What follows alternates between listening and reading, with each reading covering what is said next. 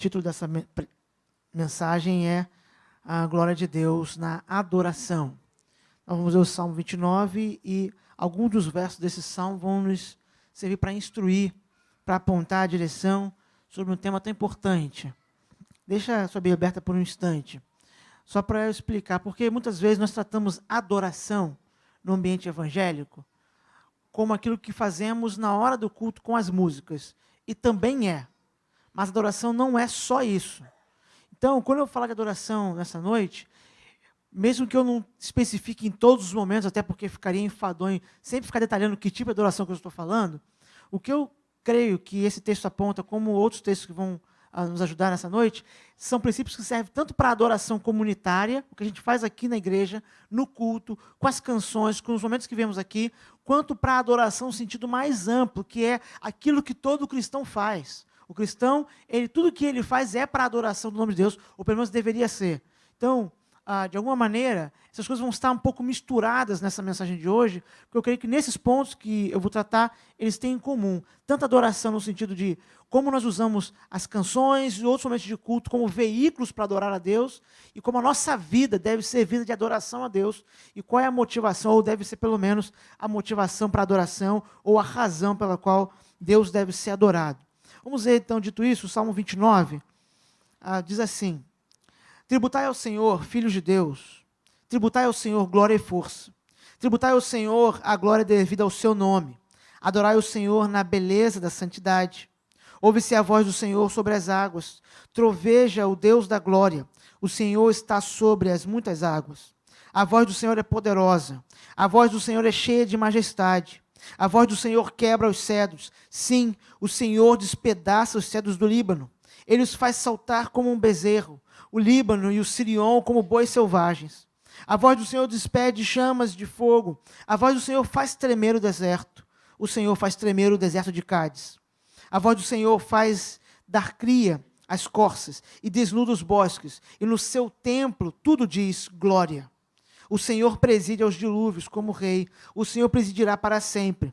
O Senhor dá força ao seu povo, o Senhor abençoa com paz ao seu povo. Algumas palavras são usadas na igreja, na ambiência de culto, sei que nós demos o devido valor e reflitamos sobre o seu significado e suas implicações. Entre outras tantas, a adoração é uma dessas também. Mas eu quero já começar, depois dessa leitura, dizendo que a adoração da glória de Deus é a razão, meus irmãos, pela qual nós existimos. Eu e você, todos os seres humanos da face da terra, na verdade, todo o universo, tudo que você conhece, o que você não conhece, mas está lá e existe, toda a realidade só existe com um único propósito: a adoração da glória de Deus. Esse é o propósito pelo qual tudo existe. Essa, na realidade, é a razão pela qual tudo foi criado. Tudo foi criado para a glória de Deus. Por isso que o Salmo já começa, logo nos primeiros versos, falando que nós devemos isso a Deus. Essa expressão que é empregada nos versículos 1 e 2, né? Tributai ao Senhor, filho de Deus, tributai glória e força, tributai ao Senhor, dai ao nome do Senhor. Mas expressões muito semelhantes aqui aparecem, por exemplo, no Salmo que lemos ainda há pouco, durante a liturgia, no momento de leitura bíblica, mostra que esse tributo, ou seja, há uma dívida. Os homens têm uma dívida com Deus, a criação deve a Deus o louvor da sua glória. Nós, seres humanos, assim como toda a criação, temos uma dívida, um tributo a pagar, a adoração da glória do Senhor. Por quê? Porque Deus é o centro de todas as coisas. Deus é a razão de tudo existir. Por isso que quando nós pensamos em adoração, por exemplo, comunitária, nós temos que ter muito cuidado com canções, por exemplo, que estimulam uma reflexão, uma adoração, onde nós somos o centro. Porque elas estão roubando o lugar que é de Deus. Porque Deus é a razão de tudo existir. Quando nós não existíamos, quando nada existia, eu sei que para nós, para mim e para você, é difícil a nossa mente infinita pensar nesse tempo, o que existia antes do tempo. Quando nada existia, Deus era o centro de todas as coisas. Ele era a razão de tudo existir, antes que elas existissem. A razão das coisas surgirem, terem sido criadas pelo poder de Deus, e o salmista vai dizer que a voz de Deus é uma voz que cria, ela é poderosa como um trovão, é porque a glória de Deus deve ser adorada. e por isso todas as coisas vieram a existir. Por isso a adoração da igreja, essa adoração que o cristão oferece na sua vida, deve ter sempre Deus como alvo. Deus é o centro de tudo. Deus é o eixo em torno do qual tudo deve existir, tudo deve convergir para Ele. Tudo começa com Deus, tudo deve ter um fim em Deus, como ensina Agostinho, ou seja, tudo deve apontar para Ele. A finalidade de tudo que existe, a finalidade da minha vida e da sua, é a glória de Deus, é o louvor dessa glória. E sempre que eu penso no propósito das coisas, eu tento pensar com um exemplo simples para entender quando algo não cumpre o seu propósito, se ele está sendo usado de forma adequada. E um exemplo que eu poderia dar aqui, que todo mundo agora está usufruindo do propósito dele, é esse microfone. Esse microfone ele foi criado para que, por meio, não vou explicar tudo, até porque eu não conheço tudo, mas por meio de uma série de circuitos, ele possa amplificar a minha voz. Se eu estivesse falando sem microfone aqui, vocês me ouviriam, mas não me ouviriam tão bem. Não com tanta nitidez, não no volume adequado. O microfone, então, serve de forma simples ao propósito de ajudar a minha voz a ficar no volume adequado para que toda a congregação possa ouvir. Mas eu lhe pergunto, se esse púlpito tivesse bambo, sabe, bambo, e eu quisesse escorar o tamanho da bambeza, fosse exatamente o microfone, eu quisesse escorar o microfone, ele ia deixar de ficar bambo, né? Mas é para isso que o microfone existe? Quando alguém projetou, quando um homem dotado de inteligência pela parte de Deus criou isso, ele criou para que um objeto, um móvel, parasse de ficar bambo? Não. Ou seja, ele pode servir para isso, mas, na verdade, isso é ir na contramão, é ir contra o seu propósito de existência. O problema é que, conosco, com seres humanos, isso acontece o tempo inteiro. Nós fomos criados para uma coisa só. Só uma coisa, o louvor da glória de Deus, a adoração da sua glória. Quando nós fazemos qualquer outra coisa, nós podemos fazê-las, mas será como um microfone escorando um móvel. Não cumpre o seu propósito. Não cumpre aquilo pelo qual existe. E é por isso que nós somos lembrados que nós somos devedores, há um tributo a ser pagar. E muitas das dificuldades que nós temos na nossa adoração, seja na comunidade, por meio das canções, seja a adoração particular, se deve muitas vezes por uma imagem distorcida de quem é Deus. Então nós precisamos muitas vezes reajustar, sermos relembrados de quem é o nosso Deus e porque quem Ele é, por causa da razão de quem Ele é, entendemos por que devemos adoração e que tipo de adoração lhe é devida. Eu queria, para reajustar essa questão, citar 2 breves parágrafos da confissão de fé chamada de Westminster, que inclusive serve de fundamento para a confissão de fé batista, tanto de 1644 quanto de 1689, diz assim, em 2 breves parágrafos, sobre quem é Deus e então por que deve ser adorado em razão de quem é. Há um só Deus, vivo e verdadeiro, o qual é infinito em seu ser e perfeições. Ele é um espírito puríssimo, invisível, sem corpo, membros ou paixões. É imutável, imenso, eterno, incompreensível, onipotente, onisciente, santíssimo, completamente livre e absoluto, fazendo tudo para a sua própria glória e segundo o conselho da sua própria vontade, que é reta e imutável. É cheio de amor, é gracioso, é misericordioso, longânimo, muito bondoso e verdadeiro remunerador dos que o buscam. Contudo, justíssimo e terrível seus juízos, pois odeia todo o pecado, de modo algum terá por inocente o culpado. Deus tem em si mesmo e de si mesmo toda a vida, glória, bondade e bem-aventurança. Ele é todo suficiente em si e para si, pois não precisa das criaturas que trouxe à existência. Não deriva delas glória alguma, mas somente manifesta sua glória nelas, por elas e para elas e sobre elas. Ele é a única origem de todo o ser. Dele, por ele e para ele são todas as coisas, e sobre ele tem ele soberano domínio para fazer com elas, para elas e sobre elas, tudo quanto quiser. Todas as coisas estão patentes e manifestas diante dele. O seu saber é infinito, infalível e independente da criatura, de sorte que para ele nada é contingente ou incerto. Ele é santíssimo em todos os seus conselhos, em todas as suas obras, em todos os seus preceitos. Da parte dos anjos, dos homens e de qualquer outra criatura, lhes são devidos todo o culto, todo o serviço e obediência que ele há por bem requerer deles. Deus não precisa de nada. Deus de nada tem falta, nada lhe pode ser acrescentado. Então nós adoramos o Senhor, adoramos a glória do nome dEle, não porque isso lhe falte, mas porque nós existimos para isso. Esse é o nosso propósito de vida. A adoração, então, não está restrito a um momento de culto comunitário. A adoração é aquilo que todo ser humano deveria fazer e não faz por causa da cegueira do pecado. Mas nós, como povo redimido, povo que foi resgatado, cujos olhos foram abertos, as escamas caíram como caíram para o apóstolo Paulo um dia, nós entendemos, nós percebemos, mesmo as nossas limitações, que só Deus deve ser adorado. Não porque Ele precise disso, mas porque é para isso que nós existimos. Tudo deve estar circunscrito à pessoa do nosso Deus. A adoração é a adoração da glória do nome dEle, porque ela lhe é devida. O culto lhe é devido, como resumiu brevemente essa confissão. O que nós vemos em nossos dias, muitas vezes, meus irmãos, é que nós caminhamos uma mentalidade evangélica com uma divisão que não tem nenhuma fundamentação na Bíblia e que já foi amplamente rejeitada pela tradição, principalmente pós-reforma, resgatando a antiga tradição cristã, que é a divisão entre atos religiosos e atos comuns. O problema é que às vezes nós achamos que a adoração são os atos que fazemos aqui, no santuário. E quando saímos daqui a pouco, fomos para casa, fomos ver televisão, ou dormir, ou descansar, e amanhã saímos para trabalhar, ou aproveitar um dia de folga, o que quer que aconteça, achamos que essas coisas são atos não religiosos, que não têm nenhuma conexão com a adoração de Deus, mas isso é falso. Essa visão é falsa. Não há essa dicotomia, não há essa distinção, essa separação. A adoração não está restrita ao culto. E por isso, porque as pessoas pensam assim, muitas vezes, coisas se constroem como um tipo de cultura ou subcultura evangélica, as pessoas repetem coisas do tipo, eu fui no culto e não senti nada.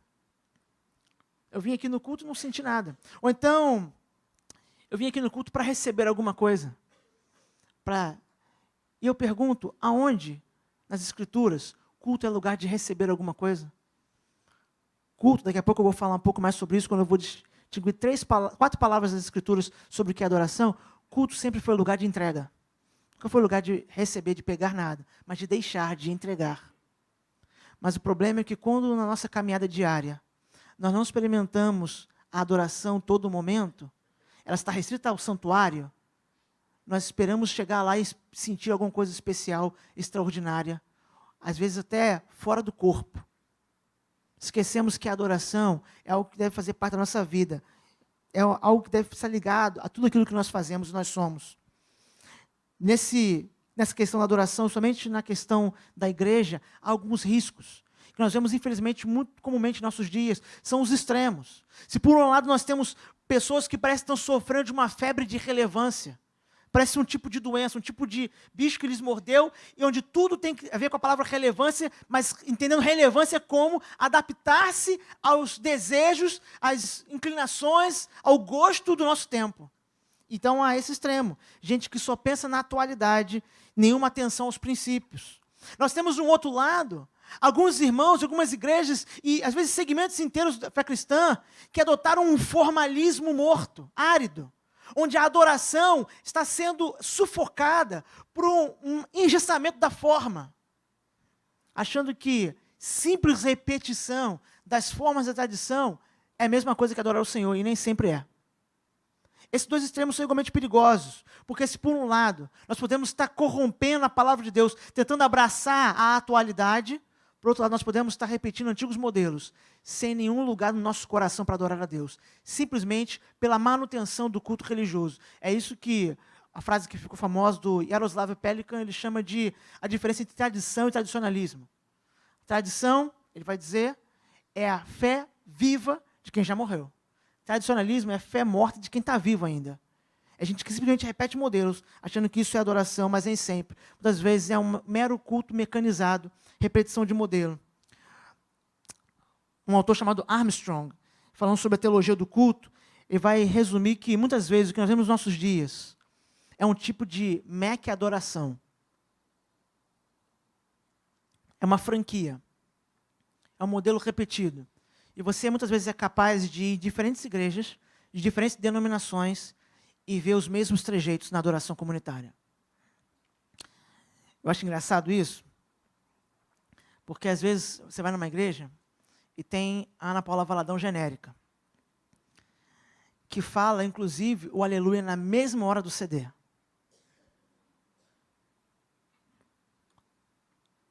Se eu tenho dificuldade com a original, imagina com a genérica, né? Sabe qual é o problema, irmãos? Às vezes uma música baseada nas Escrituras, uma música bíblica, perde seu lugar como veículo de adoração, porque simplesmente está se repetindo um modelo, aparentemente de sucesso. E as pessoas que estão responsabilizadas por conduzir a congregação, e a congregação, que é igualmente responsável, ao invés de adorar o Senhor, ou repetem um antigo modelo, ou criam um novo modelo baseado em relevância, que é que eles querem dizer com isso, e abandonam a adoração a Deus verdadeiro. As confissões antigas, elas nos alertam por fato de que o homem foi criado para glorificar a Deus, o seu Criador, e encontrar em Deus sua alegria. O problema é que a queda é justamente a distorção da adoração, o propósito criacional de Deus. Quando os seres humanos caíram no pecado, nós não deixamos de ser adoradores. Nós simplesmente deixamos de ser adoradores do Deus verdadeiro. O que o pecado trouxe para nós é que ele mudou o eixo em torno do qual a nossa adoração gira. Se antes Deus era o centro da nossa adoração, ele era o alvo da vida do ser humano, após a queda, nós nos tornamos o eixo em torno da qual a adoração gira. Nós somos o centro de todas as coisas. Por isso que é muito comum encontrar tantas canções ditas para adorar a Deus, mas que só falam das pessoas. Eu quero, eu preciso, vem para mim, me dá, me ajuda. Eu e eu. Porque isso é um reflexo dessa adoração centrada em nós, que o próprio apóstolo Paulo, em Romanos capítulo 1, chega a dizer, que os seres humanos trocaram a glória do Criador pela da criatura, porque é isso que o pecado faz, ele realinha esse eixo. Só que a boa notícia do Evangelho é que Jesus morreu por isso. Jesus morreu para restaurar a adoração que é devida a Deus Pai.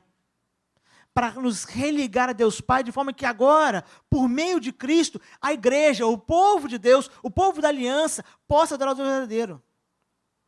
Eu queria olhar, por exemplo, olhar para os irmãos quando a gente pensa sobre o que não é adoração, antes de eu passar para o que é, como eu disse nas 4 palavras que eu vou trabalhar mais à frente.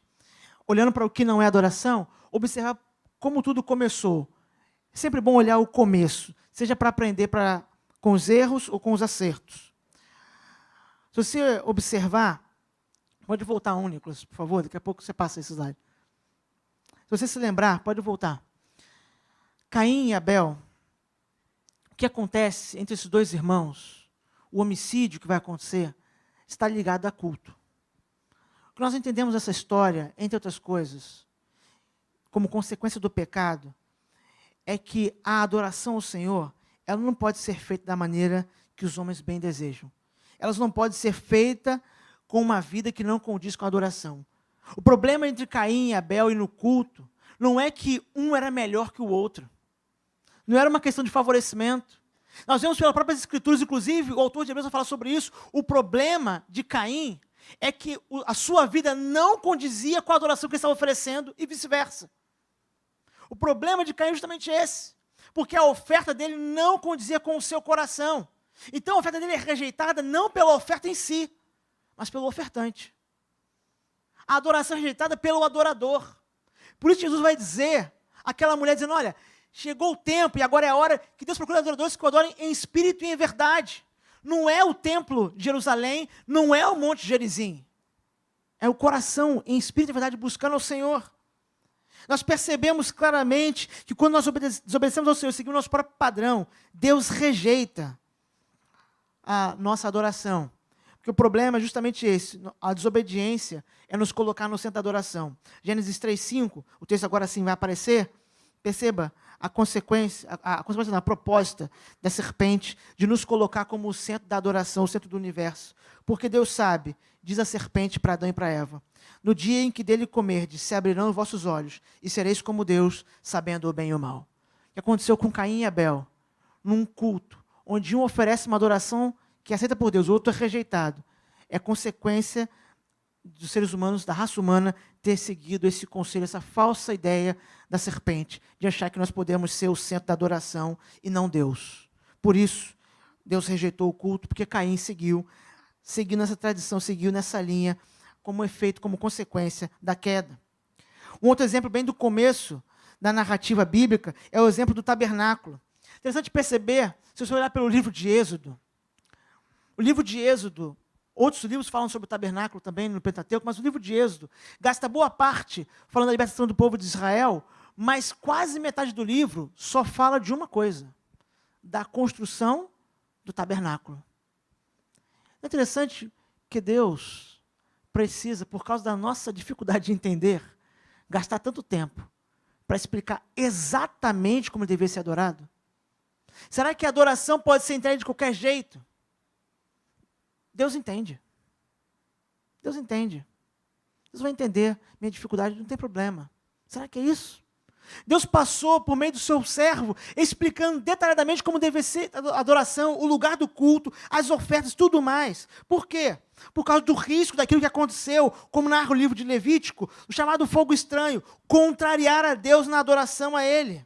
O livro de Levítico, capítulo 10, verso 1 e 2 diz: E os filhos de Arão, Nadab, Abiú, tomaram cada um em seu incensário e puseram neles fogo, e colocaram incenso sobre ele, e ofereceram fogo estranho perante o Senhor, o que não lhes ordenara. Essa é a chave para entender essa passagem. As pessoas perguntam, pastor, o que é fogo estranho? Meu irmão, a chave não é a palavra fogo estranho, não é essa expressão. A expressão é, o que não lhes ordenara. Então saiu fogo de diante do Senhor, e os consumiu, e morreram perante o Senhor.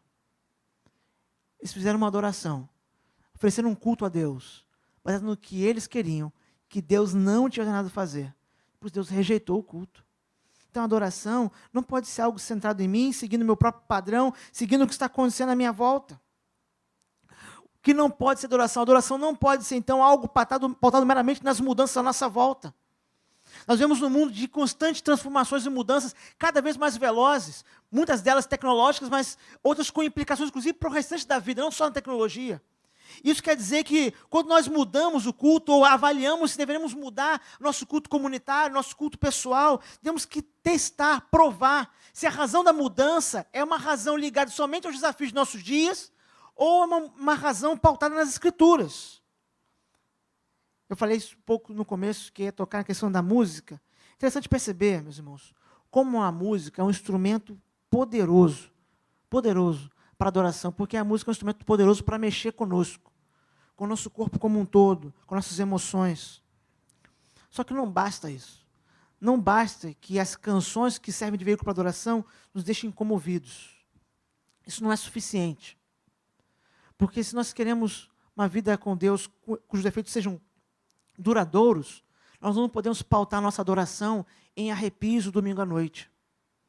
A nossa adoração tem que ser pautada naquilo que gere substância para caminhar todo dia com o Senhor, não só no momento de adoração comunitária. Dr. Russell Shedd, falando sobre isso, ele diz assim: em diversas partes do mundo, surge um volume notável de literatura com o objetivo de tornar a adoração cristã mais contemporânea, mais relevante e contextualizada. Quando o interesse dos que congregam para adorar se torna o alvo prioritário, o culto forçosamente ganha características de entretenimento. A experiência do adorador recebe prestígio acima da do Criador.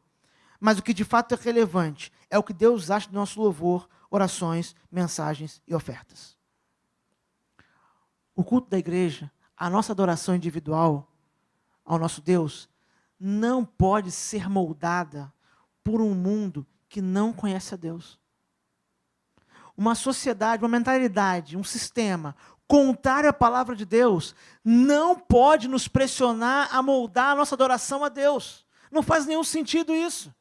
Se nós permitirmos isso, nós seremos simplesmente animadores de auditório, se tendermos para uma cultura de animação.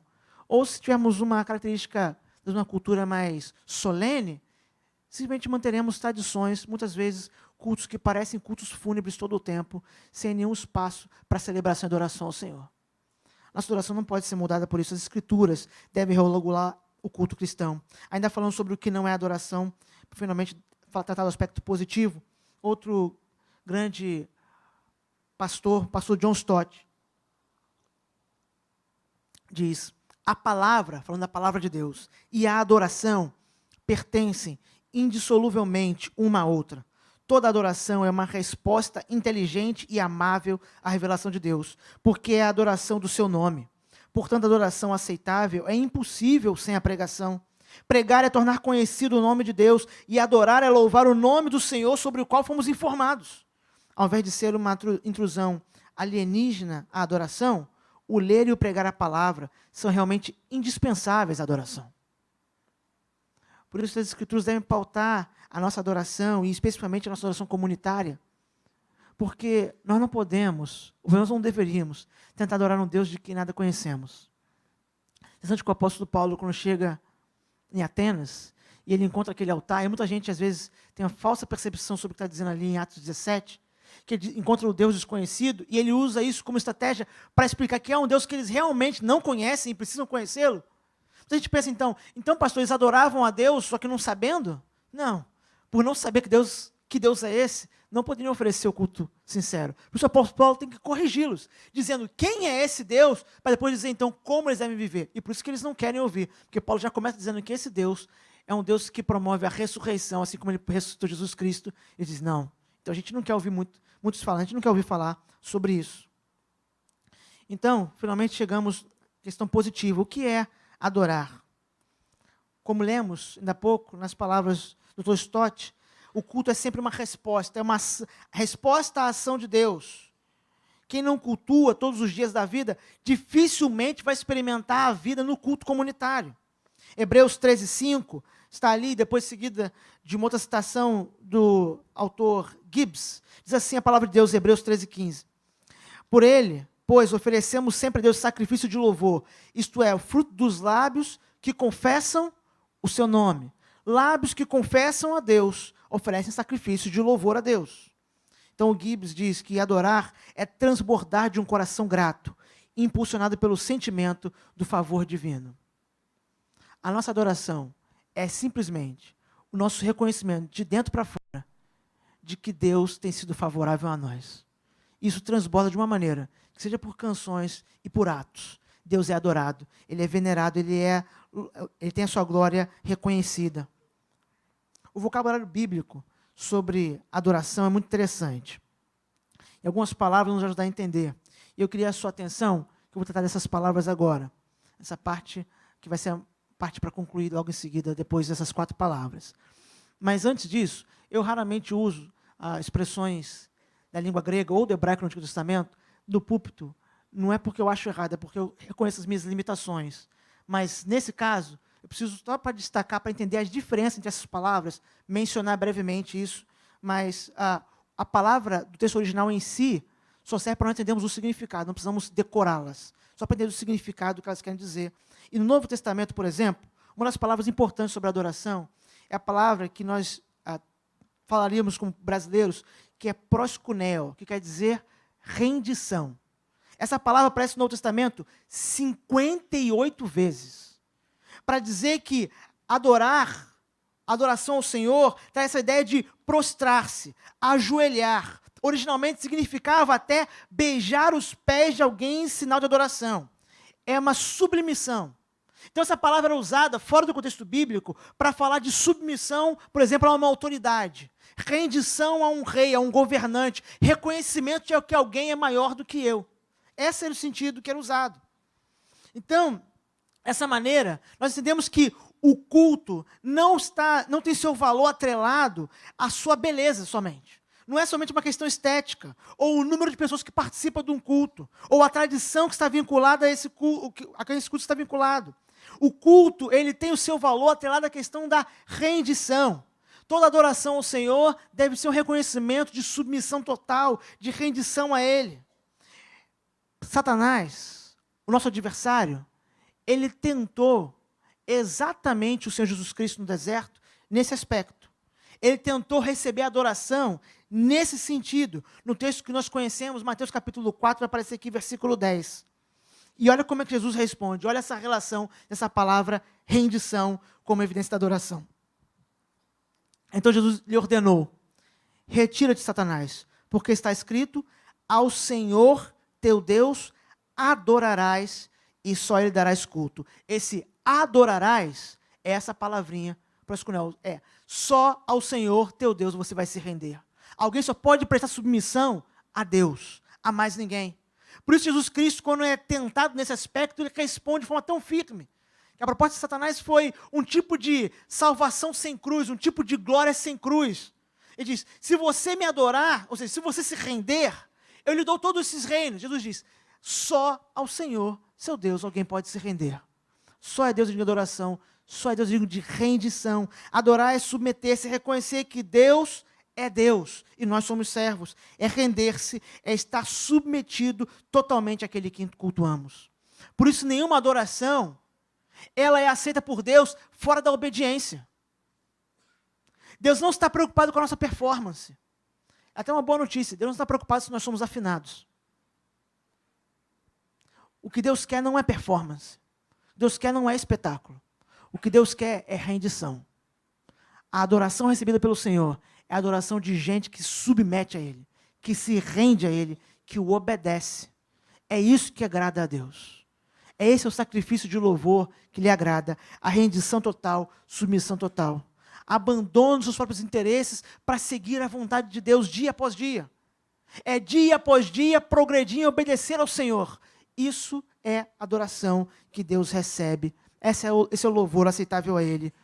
Não há nenhuma maneira de adorar o Senhor onde nós não nos rendamos. Caso contrário, nós tentamos permanecer de pé, no sentido espiritual, sem rendição.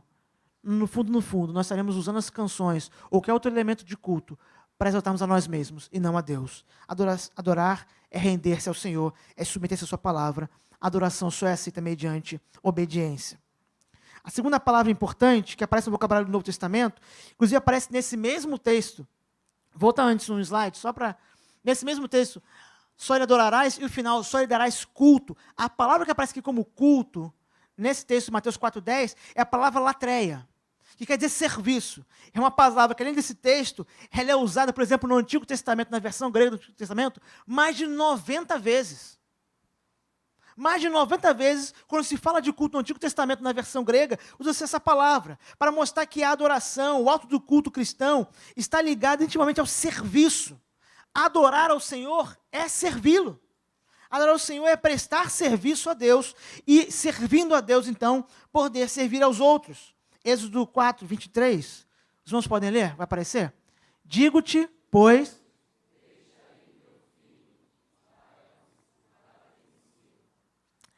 O contexto dessa passagem, desse versículo, é quando Moisés se aproxima de Faraó, em nome de Deus, Deus está instruindo Moisés, para que ele possa falar com Faraó, sobre libertar o seu povo, que ele é chamado de filho Israel.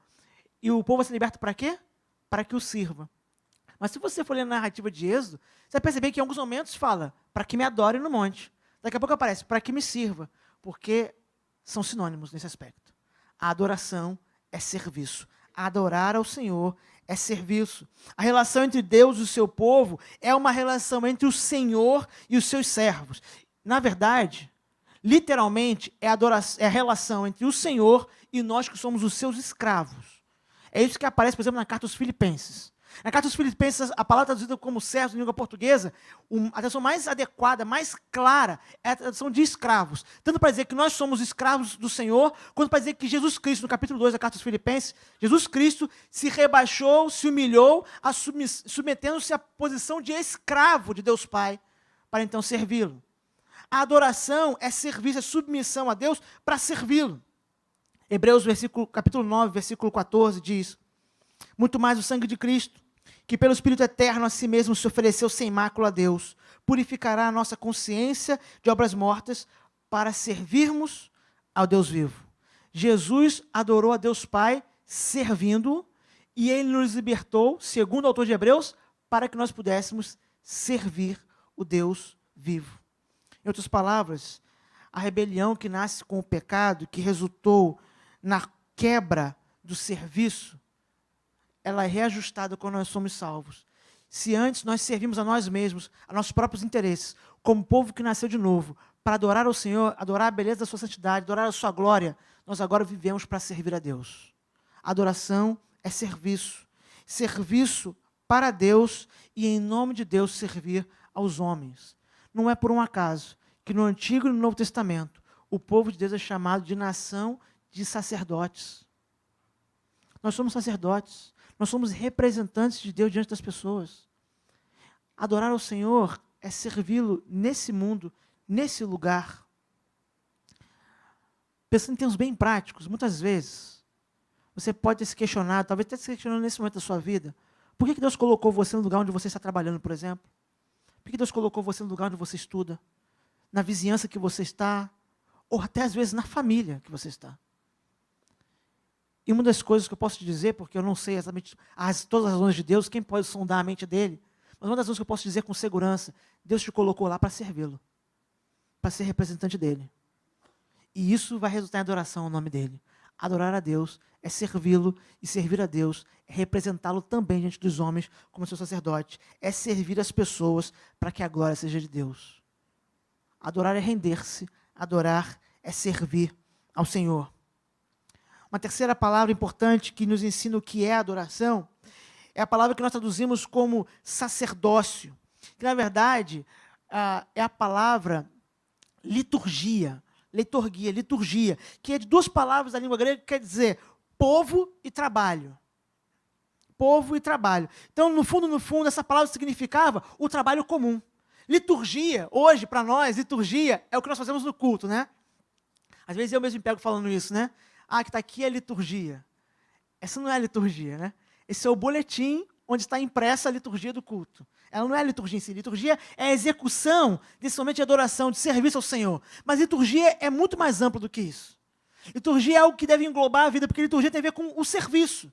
Originalmente, o serviço comum, no Antigo Testamento, inclusive, é usado para o serviço dos sacerdotes. O serviço prestado no templo, para os levitas.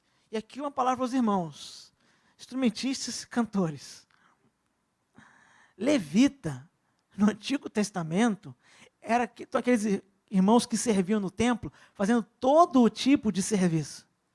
Desde organizar, digamos, os bancos, obviamente não eram dessa natureza, né? Os assentos, os lugares para adoração, até para cuidar da limpeza do santuário, organizar as ofertas, separar os donativos que iriam para as viúvas, para os órfãos, todos esses serviços e muitos outros nós poderíamos mencionar, eram os levitas que faziam.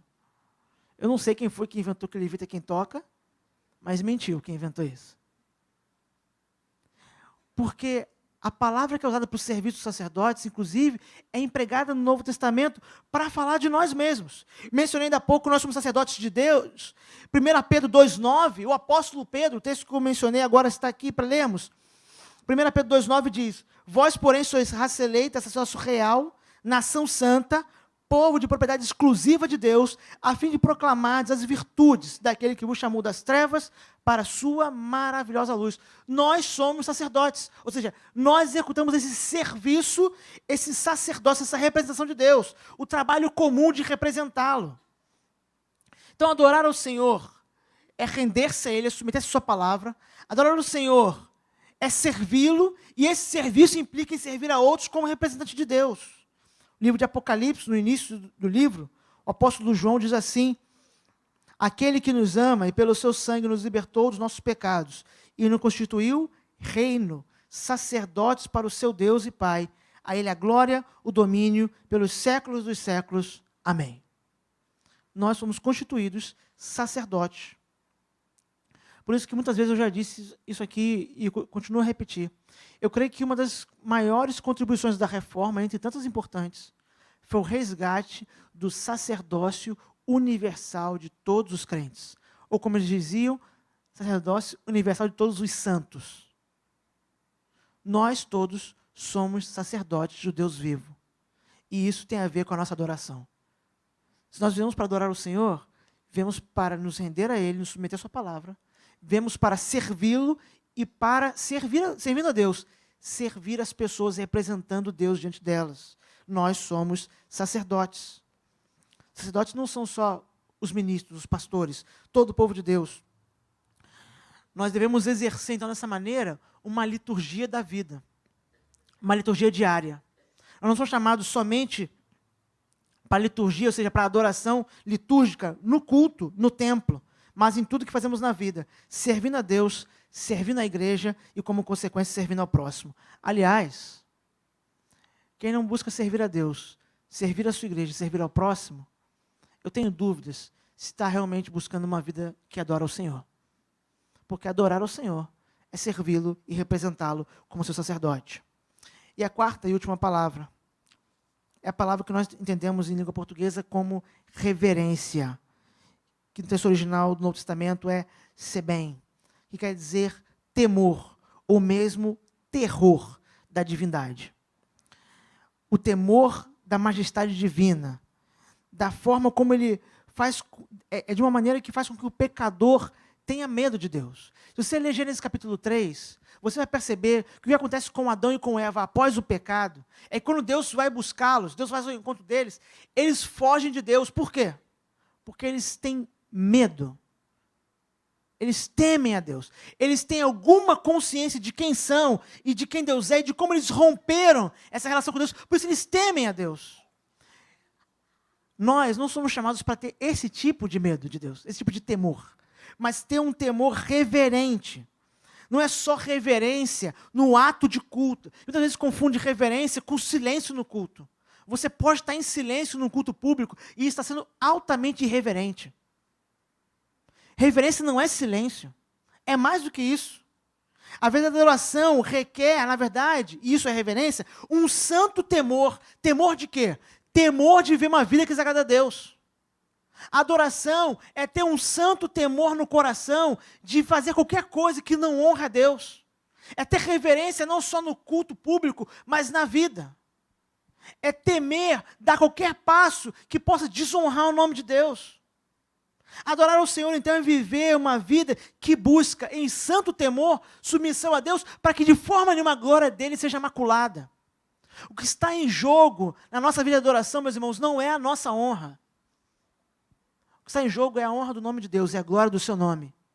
Por isso é tão importante ter esse temor no nosso coração. João capítulo 9, versículo 31, o apóstolo registra uma palavra de Jesus dura, quando ele diz: sabemos que Deus não atende a pecadores, mas pelo contrário, se alguém teme a Deus e pratica a sua vontade, a este ele atende. É interessante porque eu falei que essa palavra reverência, né, é ser bem, e ser ímpio na Bíblia é o oposto dessa palavra. Ser ímpio é ser não reverente, é não ter temor do Senhor, é viver de forma indiferente à santidade de Deus. A impiedade é viver na contramão da vontade de Deus ou alienado dela, indiferente ao que Deus quer. E Jesus disse, e João registrou, que esse tipo de vida Deus rejeita. Essa vida indiferente a Deus, ela não pode nenhuma ser uma vida de adoração a Deus. Mas pelo contrário, aquele que se arrepende, aquele que teme ao Senhor, aquele que tem reverência a Ele, pratica a sua vontade, a este Deus atende. Novamente, o pastor Russell Shedd diz: adoração requer uma reverente preocupação com o que agrada a Deus. Viver para o diabo, despreocupado se nosso pai aceita ou não o nosso comportamento, não pode ser uma atitude do verdadeiro adorador. Muita gente que acha que viver para o diabo é fazer algum tipo de coisa hollywoodiana, assim. Nem sempre. Viver de forma ímpia, viver na contramão da vontade de Deus, indiferente à santidade dele, ignorando Deus, é automaticamente viver para o diabo. É viver na impiedade, na falta de reverência, na falta de temor. Se nós queremos ser adoradores do nosso Deus, nós temos que ter uma santa reverência, não só no culto público, mas na vida. Temor no coração de fazer qualquer coisa que desonre o nome de Deus, que desagrade, que bote em risco a sua glória. A adoração que agrada a Deus nasce desse temor de Deus. É o temor da santidade de Deus que deve resultar, então, em vida prática. Por isso, o pastor Shedd continua: enquanto Deus revela a si mesmo, no íntimo do coração, pela palavra lida e recebida, pelo reconhecimento da sua ação no mundo e pela comunicação pessoal do Espírito residente, nós devemos responder em adoração a Ele, que declara e aprofunda o nosso amor. Adorar a Deus é render-se a Ele, submetendo a sua palavra. Adorar a Deus é servi-lo e, por meio desse serviço, servir as pessoas sendo seu representante. Mas isso requer de nós, essa adoração, temor. Temor de desagradar e desonrar o nome de Deus. Reverência na vida como um todo, para que Deus, então, possa ser, de fato, adorado pelo aquilo que fazemos. Se olhamos para o começo e de lá podemos ver como as coisas não podem ser, como não deve ser a adoração, eu vou encerrar olhando para o futuro, olhando para o fim de todas as coisas, e aí veremos como será, então, a adoração na consumação de todas as coisas. Apocalipse 7, verso 9 e 12, a 12 diz assim: depois dessas coisas, vi, e eis grande multidão que ninguém podia enumerar, de todas as nações, tribos, povos e línguas, em pé diante do trono e diante do Cordeiro, vestidos de vestidos brancos, com palmas nas mãos, clamavam em grande voz, dizendo: ao nosso Deus, que se assenta no trono, e ao Cordeiro pertence a salvação. Todos os anjos estavam de pé rodeando o trono. Os anciãos, os 4 seres viventes, e ante o trono se prostraram sobre o seu rosto, e adoraram a Deus, dizendo: amém. O louvor e a glória, a sabedoria, as ações de graças, e a honra, e o poder, e a força, sejam nosso Deus, pelos séculos dos séculos. Amém. Se o pecado nos desviou do caminho, fazendo com que a nossa adoração se voltasse para nós mesmos, em Cristo nós temos a garantia que no final o nosso Deus vai receber toda a adoração que lhe é devida. Enquanto aqui estamos, temos que nos preocupar em sermos submissos ao Senhor, estar rendidos diante dEle, obedecer a sua palavra, nos preocupar de uma vida que vai adorar o Senhor, baseada na reverência, na obediência. Mas tudo isso só faz sentido, porque nós já sabemos que o Cordeiro vence, e Deus, o Deus Todo-Poderoso, a quem os homens devem, como diz o salmista, tributo de louvor, será adorado. O nosso Deus é a razão da existência de todas as coisas. E no fim, todos saberão disso. Ele vai ser adorado como é devido. O universo só existe por causa da glória de Deus. E no final ele vai cumprir esse propósito. A glória de Deus será exaltada em todas as coisas. Nós, como povo de Deus, temos o privilégio de já agora, entre a criação e a consumação, adorar ao Senhor, obedecendo os seus preceitos, seguindo a sua vontade, tanto na vida cotidiana quanto na adoração pública, de forma que Deus seja o centro de tudo, Ele seja a razão de tudo e o objeto final para tudo. Nós somos simplesmente instrumentos para servir, para adorar o nome de Deus. Adorar, então, é render-se. Adorar é servir, representar o Senhor. E adorar é viver em santa reverência e temor da santidade de Deus para o louvor da glória do nome dEle. Vamos orar?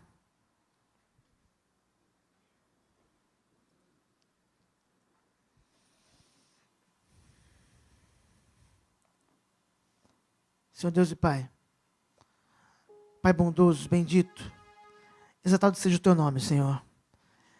Louvado seja o Teu nome, Senhor, porque só o Senhor é Deus. Pai, diante da Tua santidade, ninguém pode resistir, ninguém pode permanecer de pé diante do Senhor por si mesmo, Pai. Como diz a Tua palavra, só a Tua voz é suficiente para criar e ao mesmo tempo para aniquilar, para trazer juízo. Quem somos nós para nos apresentar diante do Senhor? Pai, mas de alguma maneira que nós não compreendemos de forma misteriosa e grandiosa, o Senhor nos criou exatamente para isso, para adorar o Teu nome. Para diante do Senhor nos apresentarmos em adoração e louvor da glória do Teu nome, ó Pai.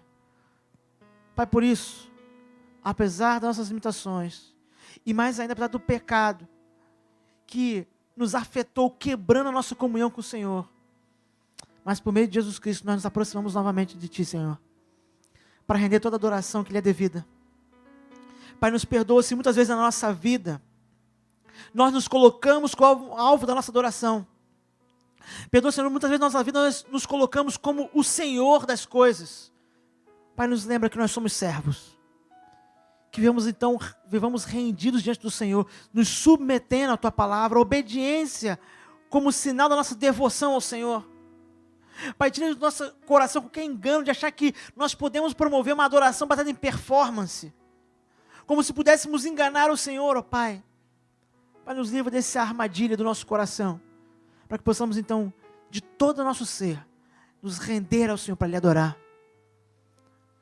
Pai, que a nossa adoração possa resultar em serviço, e o nosso serviço seja o nosso objeto de adoração ao Senhor.